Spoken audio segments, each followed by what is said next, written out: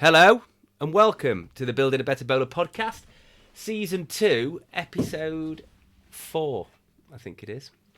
I'm joined today by somebody I now know as teammate, mentor and guru. Not in that specific order, but can be used. Dan the Goat, Dan the Bandit, a.k.a. Dan Cook. Welcome. Thank you. Nice to be here. Well, thank you for coming on. We've spoke about it a couple of times and luckily just recently managed to get it in the diary. Everyone lives busy lives. I'll let Dan tell him a bit about himself in a second, but Dan plays for the Southwell Bandits, who I'm also a member of, and he coaches at Southwell Rugby Club, a club that we're both very fond and really grateful to be part of, with a exciting future ahead of it, I would say. Potentially. Yeah. Potentially. So we're coaching the juniors. So do you want to tell us a bit about who you are, what you do, and where you started playing? We'll start with rugby, really. I think that's the first thing. Well, my dad's always been... Well, my dad was a big rugby player, played a lot when he was younger, repped up to quite a high standard, and we've always had rugby in the house. So I can remember at my grand's when Dad was up the allotment watching the Six Nations, well, the Five Nations as it was then. That's all. Yeah. And myself, I played a little bit when I was younger. Did you start at league? Were you rugby league? No, I played a bit at university. And then I've always loved the sport, but I played football, and there wasn't really, because I went to Red Hill School in Arnold, there wasn't any rugby at Red Hill School. It wasn't a rugby school at all. So I didn't get those opportunities when I was younger. And I played a bit at uni, dabbled in it, didn't play much, but I played a bit, played rugby league at Leeds, not to a particularly high standard. And then I've been a massive fan of rugby for all my life. I've been watching rugby league and rugby union, and it's always been my favourite sport to watch. But despite that, I didn't really play. I'm not quite sure why I didn't play. I think it's just because I didn't really get the opportunity. Yeah. Comprehensives, even now, they're shit for it, aren't they? Yeah, they are. The lack of rugby talk, and we were talking about this earlier, because it's for a teacher who's got a lot to juggle and manage, rugby is a bit of a nightmare, really, isn't it? Because I suppose you've got more accident forms going to be coming your way, parents to managing that angry, aggressive kid who's overzealous compared to the shy kid. So it isn't easy to just miss it out your PE altogether, I suppose. Yeah, well, we do it at our place. I work at Holgate, which is in Hucknall, which is comprehensive school, very comprehensive in terms of where it is. We've got a high amount of deprivation in the area where I work. And they do a bit of rugby, but they're doing rugby at the moment.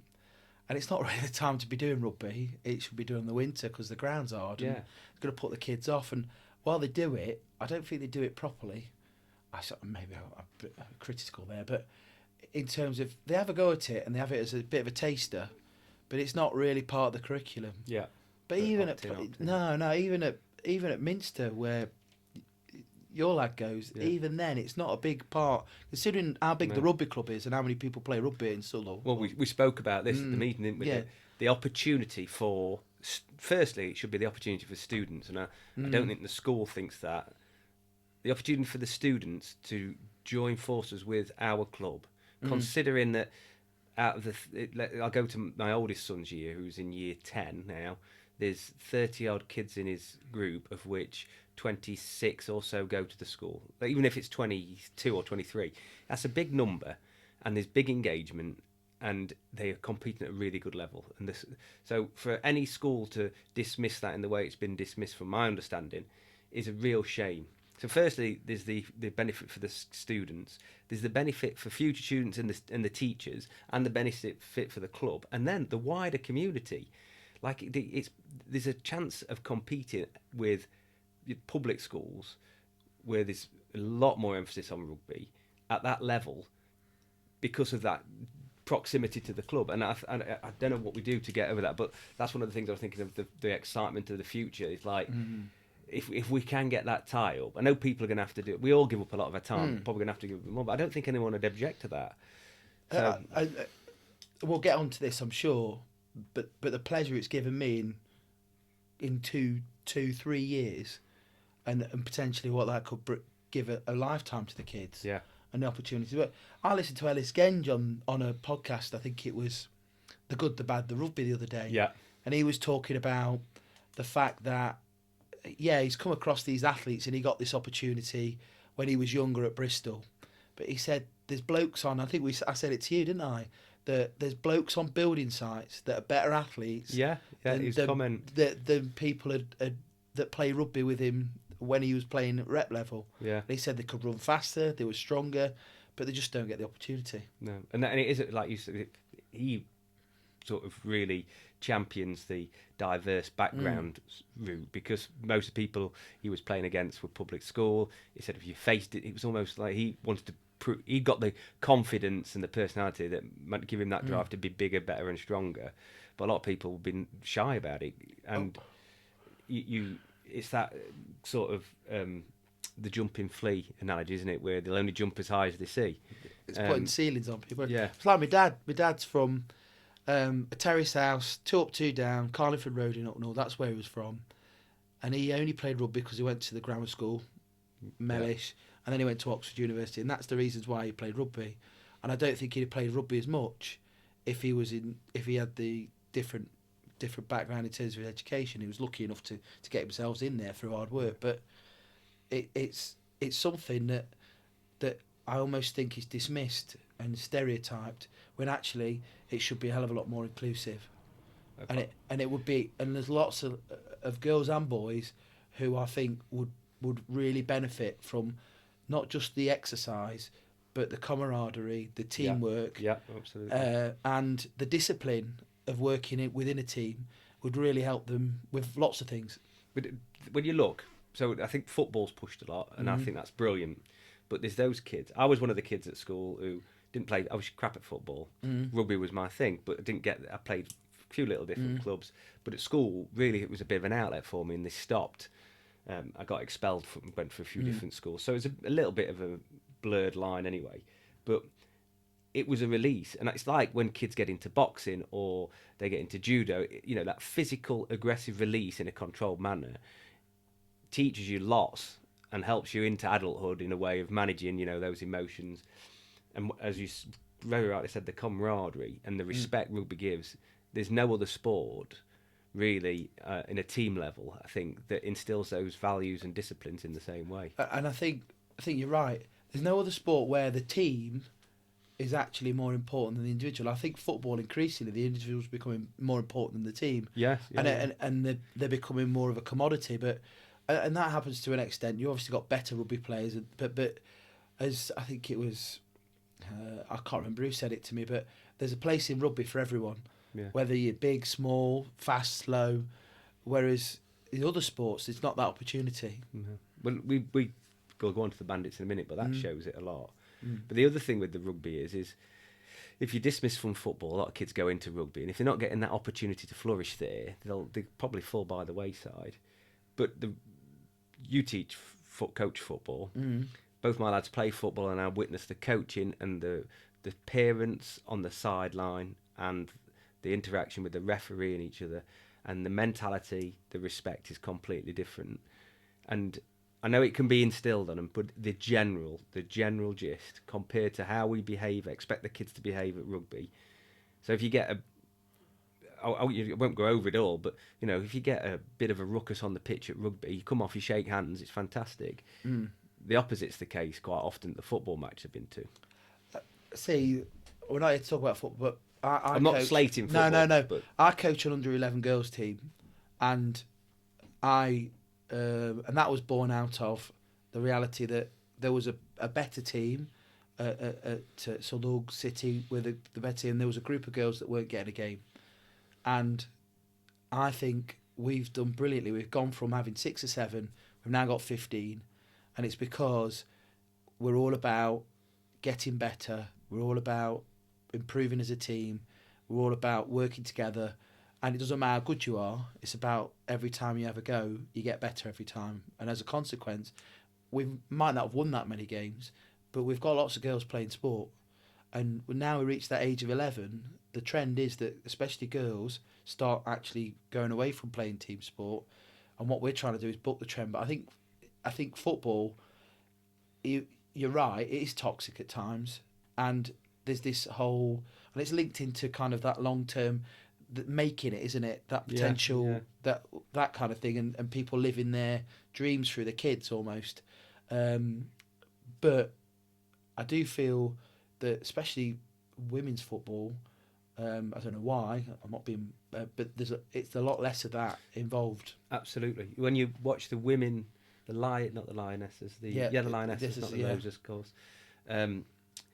The way they behave when they get fouled and tackled and speak to the ref, and at the end is much more respectful, much more dignified, and less dramatic than the men do. Yeah, I that's the bit I really struggle with, is when they're faking an injury or they're rolling around on the floor and then they're shouting at the ref from a decision that went away, and the fans are gobbing and shouting. That's the bit. I love the game itself. I mean, I'm not very good. Like, I've really got into watching the kids play, and I love it. But I love watching them play. So, but the allowances to people's attitude and behaviour, I think is rubbish. I just don't think it should be allowed and shouldn't be. But I also think that comes back to the way you set your club up and how you work with your teams. Yeah, that's true. Certain clubs are a lot worse than others. Yeah, but also the way that you coach and do. If you don't accept that behaviour, then and you praise hard work and progress and people getting better, then you get that growth mindset rather than it being about the individual. Because I do find, as I've said before, football it's who's the best player and who's this and are you good enough, when actually no, let's work together and let's get better. And I do feel that's a big thing. And if you're talking about where I've come from, that was my first step in terms of a big change. And maybe you're coming to ask this question in a minute, I don't want to, but that was the first step I made about 3 or 4 years ago, from being a couch potato who was quite miserable and moany, and my wife was kind of starting to have enough of me kind of sitting around and whinging and moaning all the time. And that was the first thing I did that actually made a positive step. And I said to Ella was upset that she couldn't play games, so I said, okay, let's start this girls' football team. And that's the first thing that I did that actually then was the start of the domino effect that I've done all the other things recently. It's almost like my midlife crisis. And I think it's a really positive thing to do. And you know from coaching absolutely. How rewarding it is, but also how you feel like you're helping these kids get some confidence and they go away smiling, and that's a really positive thing. And then that has a knock-on effect with everything else, because you come home and you've got a smile on your face. Absolutely. But you become better for them. What you witness in them, you don't want to mirror yourself, do you? Yeah. So you change your own responses sometimes. Well, if you're a good coach and a reflective person, you certainly you improve from seeing them. But I think a lot of us hit that sort of 35-year-olds bump, which is something I was going to go on to. But we're going to do it first. I did the sort of similar thing. I found other things first I was involved in, but it was involved at this place, CrossFit, really made a big difference for me. I was drinking lots. I was training, but just not the same. I'd stopped playing rugby, and you become just a bit grey in the life. Like, you're doing everything for everybody else, and your mates, you have the odd laugh at each other. You meet up once or twice a year, you have a bit of a laugh, and you miss all that camaraderie.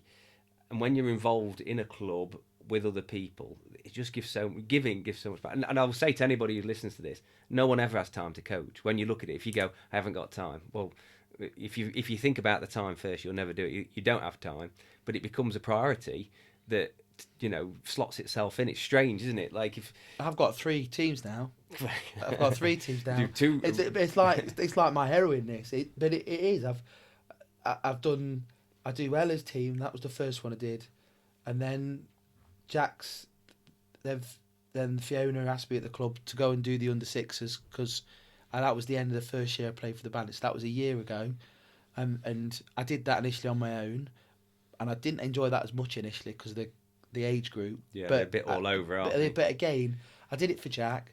But then once I got started, you enjoy it for the other kids as well. Yeah.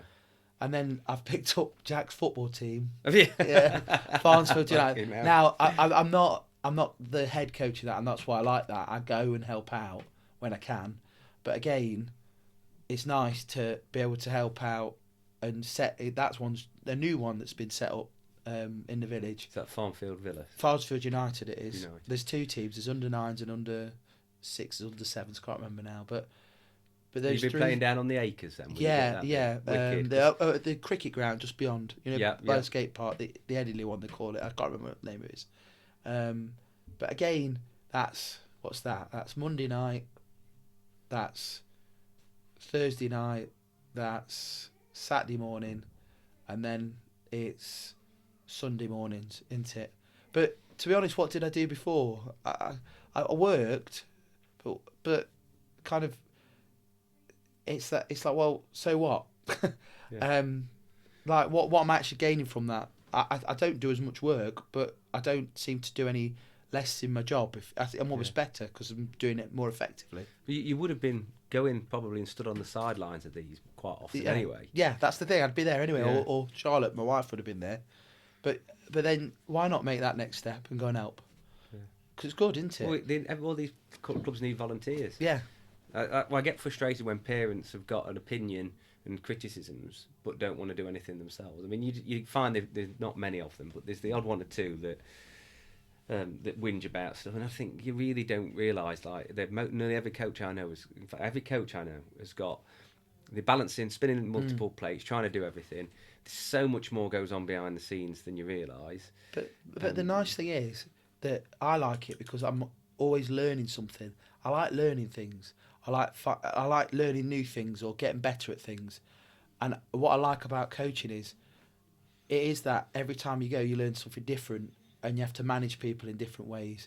But also, you've got to push yourself to be better, because if you're better, the kids get a better experience. Absolutely. And because it's not for you, it's for them, I find I'm more likely to be motivated to do it. If I was doing it myself, I can't be bothered. I can't be asked. I won't bother doing that. Do you find, though, this was kind of going on to something I was going to do later, but the coaching the kids makes you a better rugby player, and playing rugby while coaching the kids makes you a better coach? I don't know yet, because all I've done is minis and with it's better crowd control. I think being a teacher is maybe a better coach, because I don't have that much playing experience. I'm not like PR or Malk or someone like that, and their experience, the OGs of our club that have played for years and know what they're doing. But it has, what I like about it is it's driven me to learn to be better and pick everything up, and all those little bits and bobs that you get told at training or in a game, you pick them up, you log them, don't you? And then you think, I'll tell that to the kids. Even all I can think of is carry the ball in 2 hands. PR says carry the ball in 2 hands, and I always say that to the kids, and that's something you just pick up, isn't it? And that, you're right, you pick up bits and then you log them, don't you? And then you've answered the question. Yeah. It does. Yeah. You're learning when you learn to teach, or when you teach to learn. You learn more than if you just learn to do, don't you? Yeah. And the reason I ask is because I started coaching again, and I had no intention of playing, and then got sucked into the Bandits, and straight away I'd been asking the kids to do stuff, and I was so rusty at the start, second guessing. Just even now that I do stuff, and I'm like, what are you doing that for? I've started running sideways because they've put me. They think crab. Yeah. Like before, it was just take the ball in, go to the ground. You're a forward, you're front row. Now, for some reason, I'm a hybrid player. I think I can dance like a proper back. So I'm doing stuff that I tell the kids not to do. So when the kids do it now, though, I'm going, okay, I know why you did that. You were intimidated by what was in front of you, or you'd seen space. But sometimes that's a good thing. So I can understand more. I can certainly practice what I preach, and like you say, you pick up things from other players, from other scenarios. I think I'm more understanding as well as a coach from playing again. Because it is fucking scary sometimes when you forget it. You think, go and tackle them, tackle them low. But when you've got some big unit running at you, and you've just had a bit of a knock, if you're not a confident tackler, I can understand why just got you to wouldn't go want to for it, stick your head haven't in the spokes again. And if you're not prepared to, then rugby probably isn't the sport for you. But just being nervous shouldn't stop you tackling. That's for sure. So Dan's local lad gone off, and who did you play for before? Sorry, you played Leeds. No, I was at Leeds for, University. Yeah, I had a few games there. So what got you into the Bandits then when you came back into Southwell? Well, I lived initially with my wife in Sherwood. Then we moved out to Arnold. I thought you were going to say my initial wife then. No. Now I'm on the third one. Now. Yeah. No, so we moved out essentially to the edge of Arnold, and then my wife is from a rural area, so she wanted to move to a village, so we moved to Farnsfield. And I had a friend in Farnsfield, Tom, who I know from, he works at Tuxford, and we work in the same basic academy chain. And our kids were the same age, so he used to live in Farnsfield, and ours lives in Southwell. But he said to me, there's some touch rugby going on. And I played touch rugby with school when I was at Whittaker. Must have been late noughties. And we went and did the touch league. It was down by the river at the, I can't remember, Nottingham Rugby ground. Bandit, in West Bridgeford. They're doing it again. Did you see that thing about the World Cup? The World Cup. And then they were up, and it used to be Monday nights, and we used to have a staff team. We used to go play touch, and it was good fun. We were rubbish, but it was good fun. Yeah. And then it moved out to Nottingham Trent, over Clifton Fly over there. Yeah. We played there. And I loved it and I enjoyed it. And then it kind of died a death as some of the teachers left. A couple of PE teachers had left and we couldn't get a team out anymore. So I stopped. And then Tom said to me, they started some touch at the rugby club. And I thought, I really enjoyed that. I loved a bit of touch. And I need to get myself a bit more... I was also aware of me being a bit overweight. And I was also aware of the fact that... my granddad had died of a heart attack and all this stuff around, being fit and healthy and all those things. And Charlotte had been moaning at me, not in a bad way, but basically you need to get your backside off the sofa. Yeah. So I went down and I went and played touch for a bit with Raf, who started it up, who was a French student doing equestrian engineering or something at Brack. Yeah, she was. And it was really nice. It was really inclusive, and then there I met Dan Lynch, who's New Zealand, but he lives Kiwi Dan. Yeah, Kiwi Dan, or Dan Tipperdean as we call him. Well, Nick calls him, which I think is one of the wittiest things I've heard. It's very clever, but he then was talking to me, and I can't think who else was down there, but it was mainly Dan. And Dan says, "Why don't you just come training with the threes?" I thought, okay. I asked Charlotte because I'm under the thumb. But I said, Charlotte, do you mind if I go and play rugby? And obviously she was quite, yeah, that'd be brilliant. Go out and do that. But then I got to the car park the first couple of times, and I sat in the car, and I thought, what am I doing? And I suddenly just thought, I just lost all confidence after being quite happy playing touch. And it's nothing to do with the contact or anything. It was. There are all these new people that I don't know, and I'm probably going to be shit, and I'm worried about letting myself down and being embarrassed. Yeah. So I got in the car and drove home again. I drove home. I did it twice, and I told Charlotte the first time I needed a gum shield. Yeah. I lied to Charlotte. I said I needed a gum shield, and then the second time I said, there wasn't on. There wasn't enough people. But then luckily. Stu was there as well. I luckily saw Stu because Stu was at touch. So Stu's another coach. Yeah. Uncle Stu. And he was there, and Dan was there, and he just saw me in the car park and waved at me and came to the car, and that was it. I couldn't get out of it that time. So what I did was, I got out and then said hello to Mal, said hello to everyone else, and that was it. In. Get into anything like that. The same as getting the lads here to this CrossFit or going to the gym, or fucking even getting yourself through the door of anything. The first time is the hardest bit, isn't it? It's so hard. I can understand. I think there's probably quite a few people who've made an excuse not to go to the touch or to the actual rugby In fact, I know a couple of blokes who've gone, oh, I'd love to do it, but my knees get knackered, and it's like, mate, your knee's not going to stop hurting. Doing touch might make it better. It's not really going to make it worse. And even if it does make it worse, at least you know, because at the moment you've been in pain for 10 years or 3 years or whatever it is. Your back's been aching. It's the lack of mobility and commitment to a movement pattern that's making you feel painful and rusty. Get involved.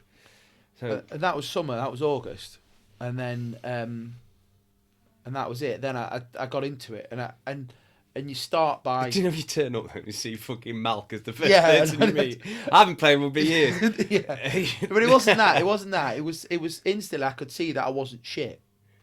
You know, within a few practices. Yeah. Because that's what I was worried about. I hate being shit at something. You know, I don't like not being good at stuff. I know I'm not going to be blooming brilliant straight away, but I don't want to be the worst person. The great thing though about the threes for our club. Firstly, I think, you know, we are a mixed bunch, so there is some unskilled or under tutored players, and then there's some very good ones, and there's some on wood, and there's some that just. But you judge yourself more than anybody else in that team will ever judge you, don't they? It doesn't matter how bad you are or anything you do. None of us like to judge it, but you judge yourself with a much harder rule, don't you? Yeah, and that's one of the things. There was a questionnaire. We've got a new coach, haven't we? We've got a new head coach at the club. I filled that out. And again, I filled it out because I wanted to fill it out because I had such a positive experience of it. And I wanted that new coach to know what a positive experience the Bandits have had. And one of the first things I wrote was, nobody's ever moaned at me for making a mistake at the Bandits. They've took the mickey out of me a bit. And either I've worked out for myself, or someone show me how to do it different. It's normally taking the piss. Yeah, no, but they are. Yeah, but you know what? I mean, you can take the mick as much as you want, but Thackeray still can only pass in one direction. Yeah, I know. So. You know, but this is the thing, and Toby always talks to me about that try I bombed against Pavies when the ball was in the sun and I dropped it. Toby can't say. Yeah, but he can't say. Can he? But he's got a great video of one of his best Chariots of Fire. Yeah. He's scored more tries than me, so I can't say anything. But that's how I got into it, and then ironically, the first game I played, it was against Ollerton, and I was put in the centre, and it was the first game, and it was a memorial game because I think sadly one of the players had died. I played with you that game. Yeah. And I felt ever so nervous because I know rugby, I know how to play rugby, but I haven't played 15s like properly. Yeah. And I was proper bricking it, and I can remember Paul calling a what was it? It was a DSP, and I was listening to all these things, worrying about where I was going to be and whatever else. And the first time I got it, and literally I said, "Give it me," because I want to just run. And I can remember running and making a break through the middle, and that was it. I was sorted. And then, ironically, the next thing I had to do was I had to put a tackle in because I hadn't put a tackle in, in anger. And the first thing I did was knock myself out. And then I was out for 4 weeks, which was quite funny. But it wasn't funny, but it was quite funny. And Charlotte nearly said, "You're not playing." But then that was really good. And even though I was disappointed not to, it was a really good experience. What was it, 10, 15 minutes, I think it was. But those 10, 15 minutes were amazing. And then from there, it went from on and on and on. And it's been, what is it now? 2 seasons have played. 2 seasons have played now, yeah. And I've loved every minute of it. And I still love every minute. And there's not been many regrets in life. And one of my regrets in life is I've not played rugby for the last 20 years. But so what? I can't do anything about that. I am now. And it is bloody brilliant. So good, isn't it? And it's what I think of all week. It gives you purpose again, almost. Isn't it? Like, not that you don't have purpose as a parent or as a teacher or as a father or husband or wife. You do, but you lose that. Blokes need that banter and being part of like a fucking. It sounds cheesy, but a bit of a battling group of bloody bandits. Really, go in. You're scrapping in a because anyone who says playing rugby is not like having a bit of a fight. I've not played rugby because the physicality, the aggression, the way your heart gets pumping, the pains that you have to go through. And you form a bond from protecting each other and getting stuck in that you can't recreate by just having a little bit of a WhatsApp group with some banter on. You come in and you feel exhausted. You don't think about any of the stresses while you're on the pitch, do you? And like you say, it focuses the mind on something other than, like, I don't think about earning more money or, doing the worst thing at work and all that. I think about, how can I tackle a little bit lower, or how can I, where can I be in a position that's better? Or it's a positive distraction, isn't it? Yeah. It doesn't. What I like is I want to get better. I might be 43, but I want to get better, and I want to be the best player I possibly can. Even though, and it's like there's a clock ticking because I know that my body's going to go. So I've got to get as fast, and it's the challenge is getting as good as I can in that period of time before I can't. Because I'll be, reality of age is that I want to play on. I want to be a Thackeray and live forever and play with my sons. I've got 2 now. I don't know where the other one's come from. But my son. Get that one. I know. I hope Charlotte will listen. But that there's also the challenge of that. How good can I get before I can't run anymore? Yeah. There's a point, isn't there, where my goal is to play with both boys, and I know, firstly, that they're going to humour me because they're already better than I ever was at their age, and if they carry on playing, they'll be playing charity matches with me, and I'll be the charity. You know what I mean? But that'll be the joy. It don't matter, does it? No. So my goal is to be able to play on the field with them a couple of games. So I've got around 6 and 8 years to go, which is feasible. So the first thing, but I want to keep going. But the reality is that, anybody hitting you with a hard ruck or tackle as you get older is going to start breaking bones that don't repair the same. And we both realise, and everybody who plays, that there's a risk you're going to get hurt, but there's a risk you're going to get run over. There's a risk, and that enjoyment and excitement, is the exhilaration, and being part of it is worth the risk of having 6 weeks off with a broken leg or whatever, isn't it? And the risk's not as high as I think people. It's unluckiness, isn't it? Although Kiwi Dan might have a little bit something to say. Well, it depends who you're in a rut with, and same with Andy as well when he's done his shoulder and he can't, Yeah. But there's the risk that could happen all the time. Unless you're Malk, who's built like a brick. Yeah, but the other reality of it, if you do it right, you're less likely to get injured. Yeah. And there is a degree of controlled aggression. I'm not going to go and smash somebody in that way because I know it's going to hurt me. Not because I won't, but because you've got to do it the right way. You got to hit hard when it's sensible.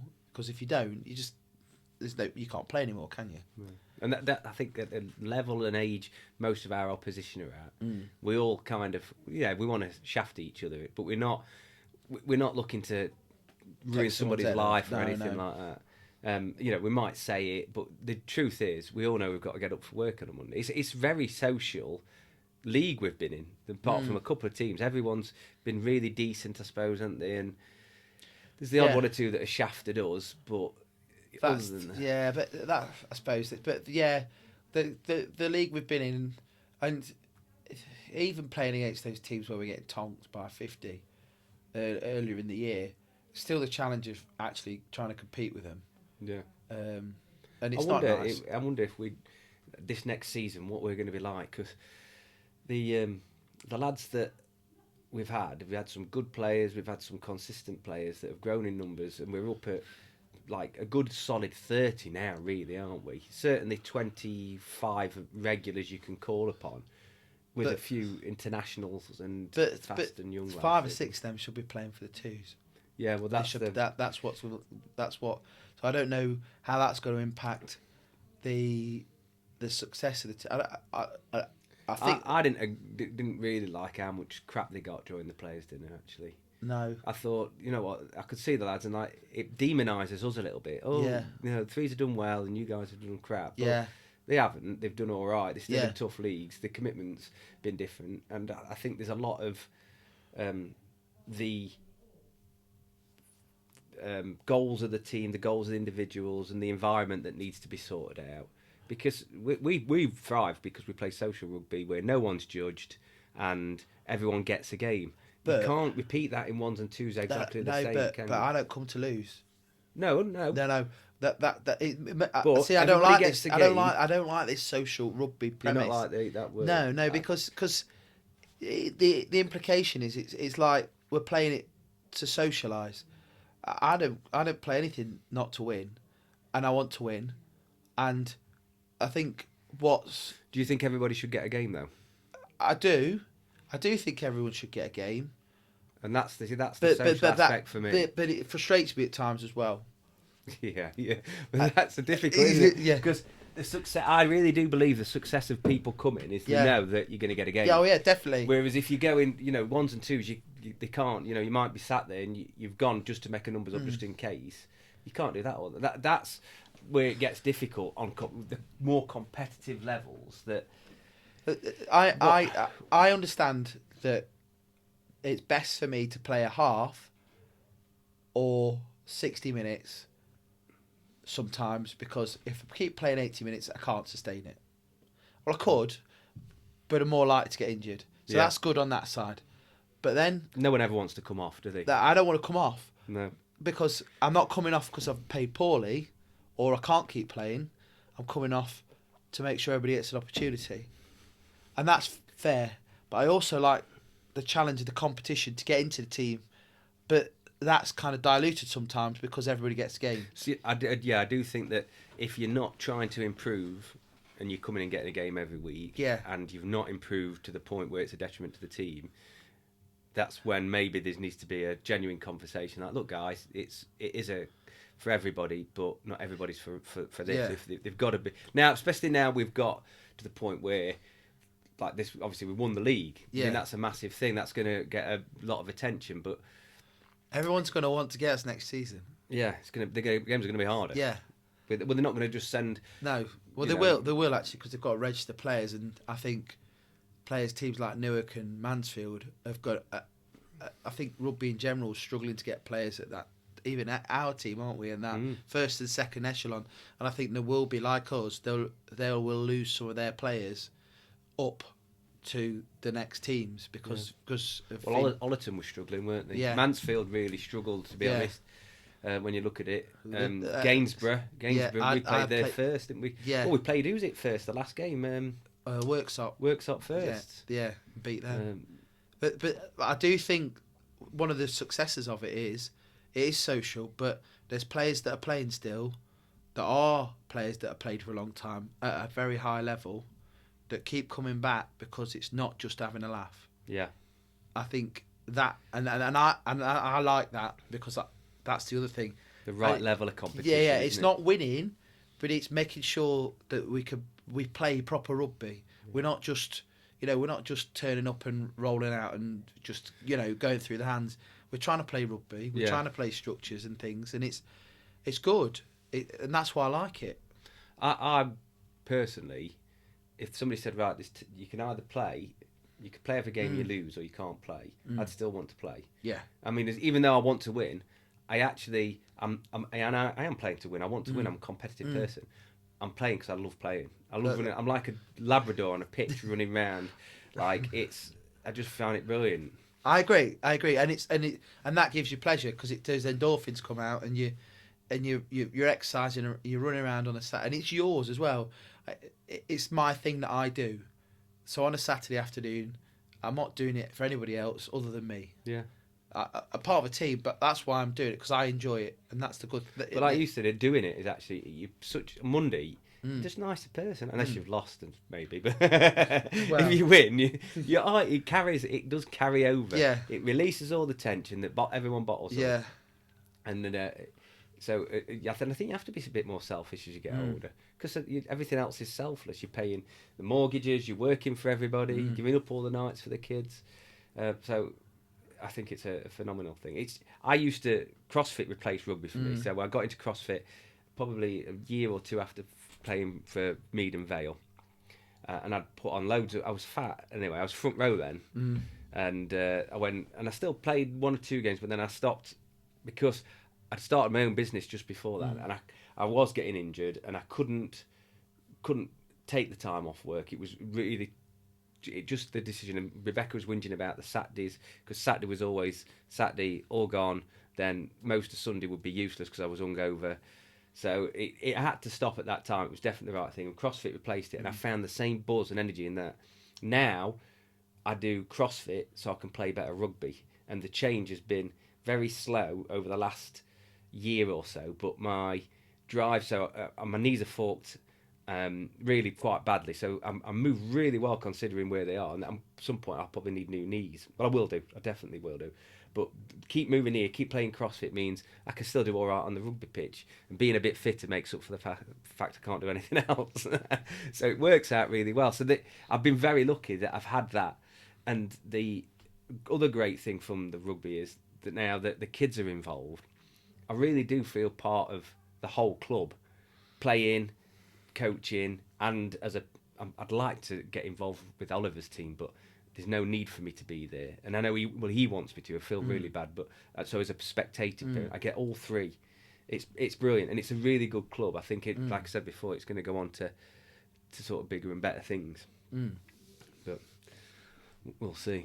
So obviously you got I thought you were one of the ones who'd started the touch rugby. No, I was when I was there when it got going. Yeah. And it got going. And then I loved it. I loved it. What was your physical fitness and condition? Did you have any niggles or pains or problems before you started? Because I used to play football. I came back from uni. I met with all my mates from Red Hill. We were quite good, and we started a football team, and we went through the leagues. So you were football, used to that physical exertion. Yeah. But then I got to about 28, 29, and I stopped playing football. And I wasn't fit. I wasn't exercising regularly. I wasn't unfit, but I wasn't fit. I'm not fit now, but I'm fitter than I was. And I kept pretending I was going to get fit. Quite nice in that dress. And yeah. You fit in that. Yeah. But I was enjoying that, but then I was enjoying Tuesday night touch, Thursday night training, Saturday game. Yeah. I was loving that because that was 3 times a week. That's enough to keep you at a good level and progress as well, isn't it? Yeah. But then it's kind of Tuesday touch has become training, and they become one thing, and then Thursday's now coaching, and Saturday's game. So last summer I did a bit of running up and down the trail a few times. I'm trying to start doing that now again. Now the off season's finished, going up and down the trail. I take Ella out actually. We do a little 2K on a Wednesday night, which doesn't seem much, but it gets you. You know, it's enough to start with. I think especially as she gets older, she'll be able to do intervals and stuff. Yeah, and so that's good. And then the touch has been interesting because it went through a phase in the first winter, where it kind of died a death a bit because people obviously. It's a lot to give up 2 nights and play touch and do. Yeah. And then it's got going again. And then since it's been integrated into thirds training, it's become part of a thirds thing. And now we've finished training with the thirds, but we've got at least 12 coming. We've got 20, probably 30 coming tonight. And now the thirds and seconds want to come and play. Yeah. I said to the lads who were doing the CrossFit, the CrossFit's going to help them loads. But the touch rugby teaches you get double bubble for it. You get the skills and passing. We get triple really, double skills and passing. You get to learn and joke and laugh with your teammates, and you get the fitness. So that's got to be the priority in the week before they do the CrossFit. But obviously the touch, I'm hoping a few of the guys who I've spoke to are listening to this, because so many of them just can't take that first step, and they're worried. And I've said that they're really building it up more in their minds than the event is, because yes, your knees hurt, or your back hurts. You don't have to come and go crazy. Just run in a straight line and come off the pitch for 10 minutes. Go on the wing. Like, no one's going to judge you, and it's your own ego. I've been there. I know what I even now when I train when I'm on the rugby pitch downstairs, I want people to go, "Oh, I know he looks shit now, but he used to be good." Do you know what I mean? So I'm trying to perform like I'm a 20-year-old, and I'm not. I'm like, I did used to be all right at this. And I think there's that in lots of older blokes' minds and women's minds as well, that obviously the memory of the past and their ego and all that kind of thing stops them doing so much. But none of us are judged, and the touch side of things is a great way of just starting moving again, isn't it? Like you've got to run forward or walk forward even. You got footwork, you got to sprint, you got to stop, but also you've got to work as a team. You've got to get on side. You even start putting moves together. You calling, communication. It's really good. It's really good, and it's sunny. Like it's sunny in the evenings. It's a nice. It's time of year, isn't it? Where it's getting sunnier. That pitch, and it is a workout. What was I? 1,000 calories, according to my watch. You know, it doing a outside fresh air. Yeah, brilliant. Sweating cobs. Yeah, but then you could do that, and then sometimes I've burned 250 because I've just stood on the wing all game. But it's up to you. You know, that's the good thing that you haven't got to come and break yourself. If you've got the energy to do it, get stuck in, and if you haven't, come. Yeah, and it'll get you just like involved with people again. Anybody, it's the hardest thing. Anybody who's becoming introverted and quite, a little bit depressed or moping, I can't stress enough the experience I've had with team sports and everybody else. I mean, that's one thing we're going to talk about as well, isn't it? But it just really gives you another lease of life. I mean, you'd mentioned to me, and I know there's several blokes in the team who I've discussed it with, and I was in the same place where you become a bit down, almost everything becomes a bit monotone in life, and it is depressing. You lose your purpose. You've got nothing to look forward to. No. Nothing to look forward to, and things don't go your way at work, or things don't go your way, you just become miserable, and I wouldn't say I was depressed, but my wife wasn't happy with me, and fair enough, because I was just moaning about everything all the time. I come home and I moan to the kids. Dan does look like a young Victor Meldrum for anybody who's never met him. and I still have a bit of that now, and people, they take the mickey out of me, because I can remember the end of that coaches meeting when they asked me to summarise, and people already. I've only known Jim Scott for a little while, and he'd already got me down to a nutshell, hadn't he? But it was upsetting me, because I knew I didn't want to be like that, and I knew it affects other things, like in my life as well, my relationship. It wasn't I was going to split up with my wife, but it wasn't. And she won't mind me saying this, but we weren't happy because I was so miserable. I wouldn't go and do things, or I'd boo things, or I wouldn't like doing that. And do you find you'd lost your energy, motivation? Yeah, and spark, I suppose. Yeah, my mojo gone. Yeah. And I just, but I knew I was being like that, but I couldn't stop myself from being like that. So I wanted to be better, and I wanted to be positive, but my instant reaction was a negative one, and then I just instantly regret it, because I couldn't get myself out of that cycle of being critical of everything, being annoyed at everything, and everything I'd get annoyed about, politics, what people are doing on the street, even the way people drive, just any excuse. But then starting to coach with the football, and then touch rugby, and then starting to play rugby. And while I'm not Mr. Happy, I do feel a lot happier, and everybody, and I feel like, but Charlotte was saying as well how much better I am just in general, and I'm happier in my relationship again. And I wasn't unhappy. I wasn't gonna, that kind of thing. But I feel like I'm a happier person. So Charlotte's happy. I'm a happier person because the kid's happy. And Charlotte said, "You are like this family is controlled by your mood. And when you're miserable, everyone's miserable. Yeah. And when you're happy, everyone's happy. And I'm more happy than I'm miserable anymore." And I sound like I was depressed or something quite profound, but no, I think it's relatable for lots of people, and I don't think it's just it's not just the husband that always controls the narrative of the family Yeah. moved by it, but it's, if one of you is really in a thundercloud, it rubs off on everybody But else. it tends to be me. It tended to be me. But your It- relationship yeah. supports your mood, and Yeah. if you're happy and Yeah. if you're happy and excited, that's Yeah. contagious too, Yeah. isn't it? Yeah.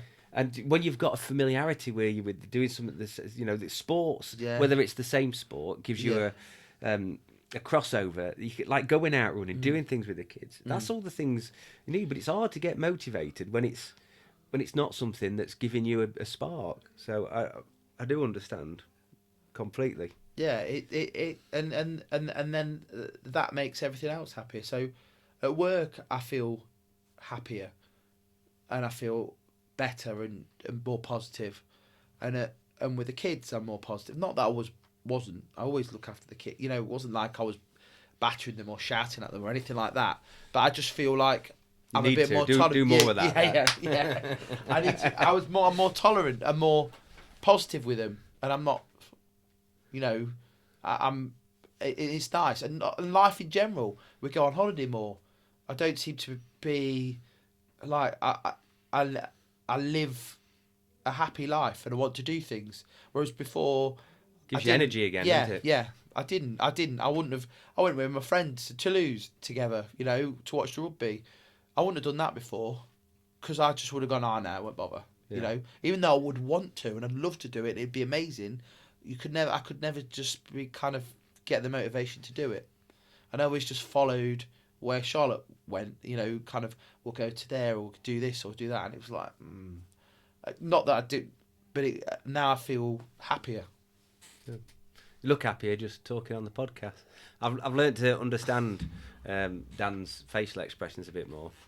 So you can tell if he's cross or if he's happy by there's about 2 millimeter movement in his in his brow. Yeah. So obviously coaching the under sixes, so we've got quite a bit there that's going to happen. Hopefully we're going to take the club forward a little bit as a group. Now we've got more bandits as coaches.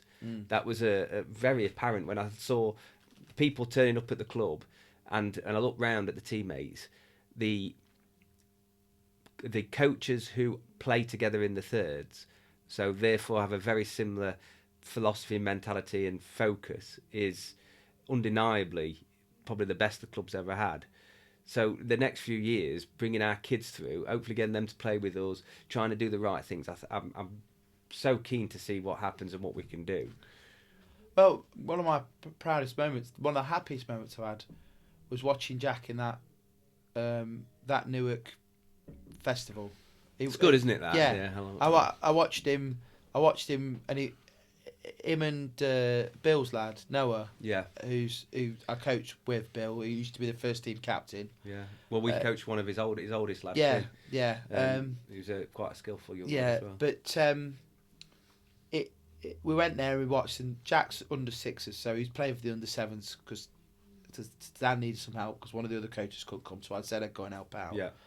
And Noah and Jack played, and them competing at that level and playing, I was so proud of him. And it's one of my best pictures I've got of him. He's got a rugby ball under his arm. He's running, score a try, and everything he looks the part. And I think for all of us who are dads and bandits, that's what's the selfish motivation to some extent then drives that greater motivation. Yeah. But I also think because we're all part of that team that has the right attitude, and we're older, so we're not petulant. We teach the right values to the kids, and we're all on the same page in that way. I think it's brilliant for the club because that's going to bring that youth section in the same light as the Bandits, isn't it? But also it will make sure that kids follow the pathway through the Colts into the Bandits because they'll recognise people that are playing. Well, that's going to... It's already going to stop. The touch with having 14s involved in the touch rugby and plus, those lads are going to know us. And, it's like when you're younger and you see... And somebody who's older, you're with your mates and they go, all right, Simon, for instance, and they're like a first-team player. So, like, you bristle from it. You love it, don't you? Like, really gives you a bit of, I suppose, recognition. And then you know them, you can call their name, you feel more confident. It's going to be a brilliant thing. Even with the touch, even with these first and seconds coming down last week, and Alex, the first team captain, coming through the week before, any kid coming in, it's like Andy Powell was there the other week, and any kid coming in, and those young kids, because they know us that play touch, so Thackeray has asked a few of those 16s and 14s, they instantly will have a relationship, as you say, with those first and second team players, and they're no longer those people who play rugby on the first team pitch who are really good.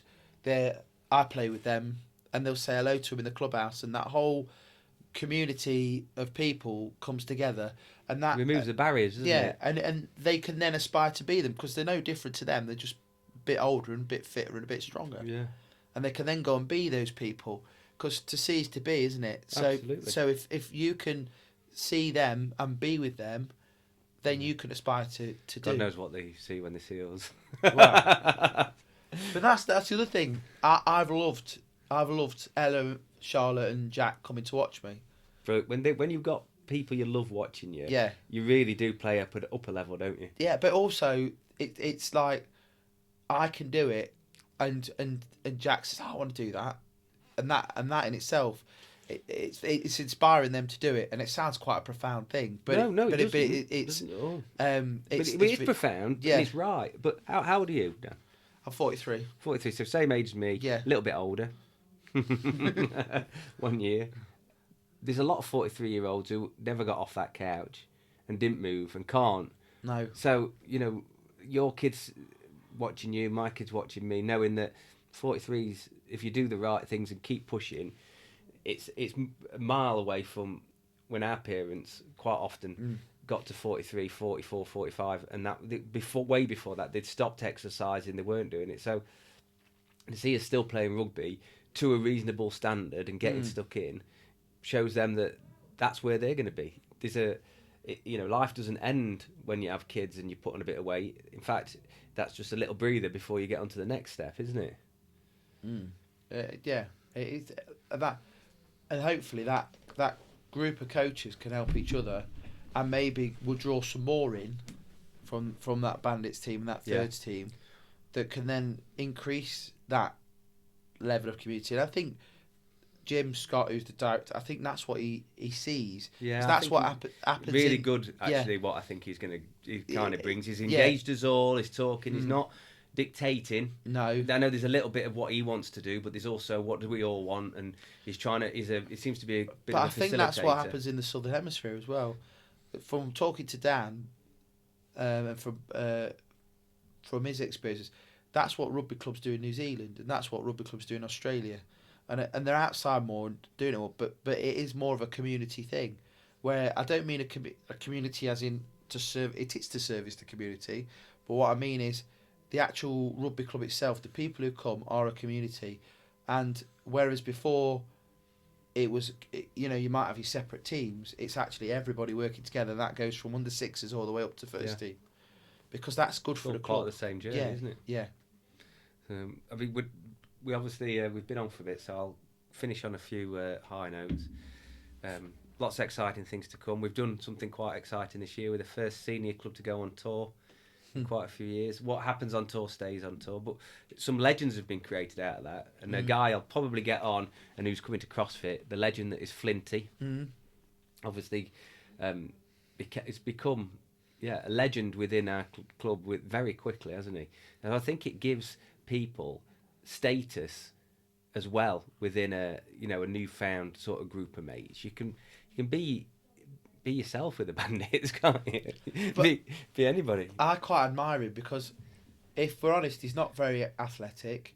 No, he's not very good at rugby, and he won't mind me saying that. No, he's the most modest, humble person. No. But he turns up every week. Yeah. He tries his best. Well, he's starting to do the CrossFit to get fitter, and I mean it's not easy what we're asking him to do when you're mobile, but he's coming with the young lads. I was dead shocked. Him and John. Yeah. John's a fucking unit. Yeah, he is. I was like, I was impressed. I must say that neither of them complained or whinged. No. Harry never stopped complaining, but at least he's trying. He's doing his best. But it's brilliant to see, and I that gives me hope that regardless, there's a place in the Bandits for the next But that's 10 the thing. years. Flinty is the Bandits because He epitomises it. yeah, he doesn't he? epitomises it because he comes and tries his best and tries to do everything, but he always wants to learn how to do things better. He always gives everything he's got. He's absolutely buggered by the end of it, but he tries his very best. And if he makes a mistake, he's not bothered. He just cracks on. Yeah. And then he's part of the life as well. He's always around. He'll have a drink. He'll have a laugh. I mean, he's in a wheelchair. He's, Most of the time. I know, but Isn't he? but he's the top. On tour, he was amazing. But I don't think he's had that opportunity to release like that for years. No, not at all. Because, but he's had that I chance. Think he said that. We were just talking to him like downstairs. But he goes, he was saying how good it was. So yeah, so lucky to have him. I mean, we're talking about the coaching. Well, I've asked Charlie, who was a Player of the Year. I've asked him if he'd mind coming and just showing some of our lads who are maybe not as physical in the tackles, how he tackles, because he's great at doing a chop tackle and side tackle, isn't he? And I think having him come, Player of the Year, come and show them, they're going to love it. And he said, yeah, I can't really teach him. I said, don't be modest, mate. You brought down really skillfully lots of good players. Big units. Yeah, from full back to scrum half. Yeah. Your technique's really good. Because he's not the biggest youth at all. Why is he 7 stone wet? Yeah, yeah. That's maybe 8. yeah. But he's ferocious, though. That's Yeah. the other thing. You don't have to be a unit to knock people down. And he's shown massive resilience sometimes when he gets run over, but then he gets back up and that's why he's Player of the Year. He's scored some good tries. I mean, but bottom line, his defence is unreal. Yeah. The tackles he put in on big units running through, he's got nowhere to hide, nowhere to help him at fullback. Literally, he's the last line of defence, and he puts them down. And we reached the point now where you almost don't need to run as fast back because you know he's going to knock him down. Confidence. Yeah, because the problem with that is you run back. And then you've lost all that yards because if he makes a tackle and picks the ball up or somebody else does, he's then got to run back past everybody, hasn't he? You know, it's. But he needs to learn not to run into the biggest player on the team every time he hits the ball because he's going to hurt himself eventually. he's done well not to be bad. He's done well to play as much as he is. He's like a blooming bouncy ball, isn't he? Because some of those units he just runs as fast as he can into. I'm surprised he's actually still in one piece. I've watched Mal put a tackle in actually at when we were at Gainsborough, and this youth was a big youth and he'd been chomping at the bit. I'd wound him up a bit when I come on. I kept pulling at him in the rucks and stuff, and he lined me up, and I could tell. And Mal was next to me, and I thought he's going to clatter me here. He's really going to clatter me. And he was a big black youth, and he was really angry. Yeah. And he come running at me, and Mal had just stepped. Yeah. And just literally, it was like he'd run into a post, and he was on the floor, and Mal, I was like, thanks, mate. But it's good like that because it's like when you play. Sometimes you can miss something, but you've always got your mate to tidy up. Yeah. Like sometimes I've missed a tackle or two, but then there's Nick's always picked it up, or Nick's someone got else. a good record on tackles as well. Yeah. But you know what I mean. And that's the beauty of it as well. It's the if you do make a mistake, there's always someone to help you out. So, any advice to anybody wanting to start rugby? Just do it. Just do it, and don't be scared. Don't be scared, but also the reality of it is you'll find out if it's for you or not very quickly. And if it is for you, it's amazing. But if it's not for you, then it's not for you. Go do something else. But you do get hurt sometimes. But all the positives are just everything. It's just as I said, it's just being involved with the team. There's no prima donnas. Everybody works together. There's a community. You're instantly part of a community, and everyone will talk to you and pat you on the back and do whatever. You've not got to be scared. There's always someone smaller than you in the showers. Yeah. Well, I touched on this on another episode. Yeah. And there was talk at one time of individual changing rooms for lads and all this. and individual cubicles. And one thing I think all boys need to realise, and girls as well, absolutely for girls, especially in today's day and age. So at any age, communal sharing makes you realise that, you know, XNXX is not the truth. That's just a small percentage of the population, thankfully. Yeah. And everybody comes in all different shapes and sizes. But not just there, but no everywhere. one cares. Yeah, no one cares. Like, you might get a bit of a... If you're lucky enough to be the biggest dong in the changing room, you might get some comments. But that'll be it. Yeah. And it's admiration. That's all. No, but it's also like, why are you bothered? Yeah. That's one thing that I was honestly, it's like, I wasn't bothered about being naked, but I just didn't know what the protocols were. You've not done it for years, have no, you? that's the other thing. What do you do? Yeah, it's like, it doesn't bother me. And I'm not particularly worried about people looking at my body and going, "Oh, he's a fat old man," because I am, and I'm quite happy. That funny birthmark you've got. Oh well, yeah, I know. but again, it's just. Even that's a laugh, isn't it? Yeah. Yeah, it's just like you have a chat in the changing room. But that's the other thing, it's that changing room as well, isn't it? Changing room's a big part of it, isn't it? For the after, the before. Yeah. And we all talk, and even if you don't talk about shit going off, you can vent a little bit, you can mention it.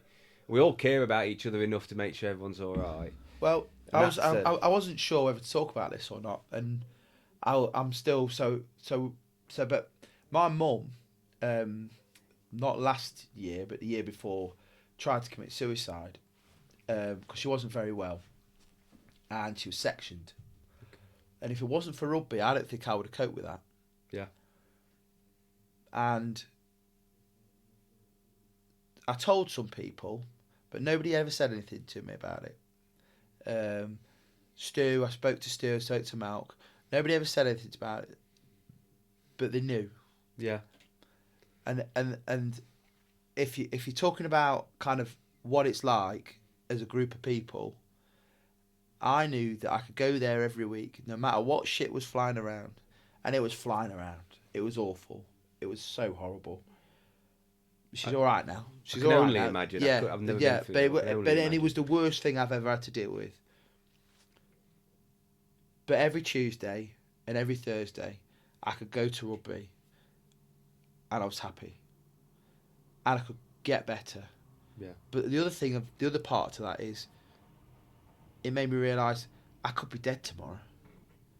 And if you don't get on with things and do things, then you know what legacy you're going to leave. And I don't mean like a statue in some park, but like, are you going to be someone who like the memory of you is you're a miserable bastard who's sat on the sofa?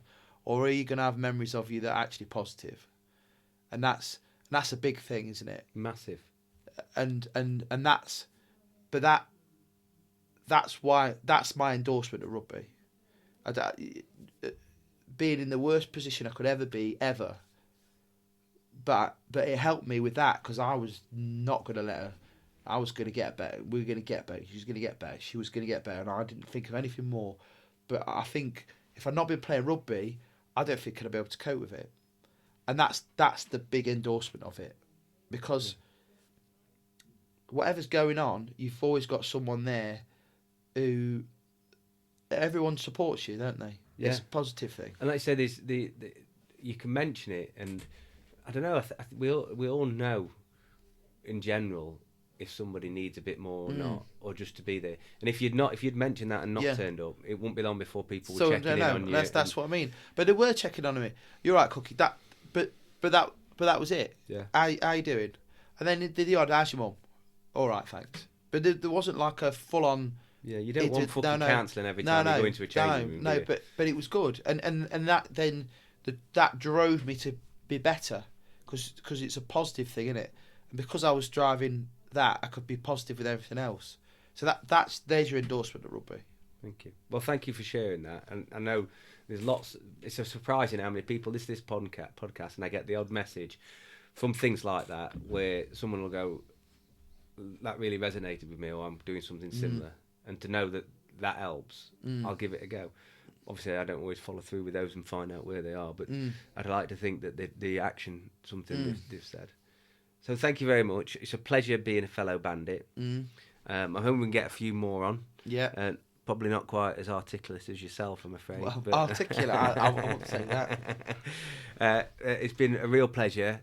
Dan the Goat, Dan Cook, Dan the Statistician, Dan the Bandit. Thank you very much. No problem. Cheers, Sam.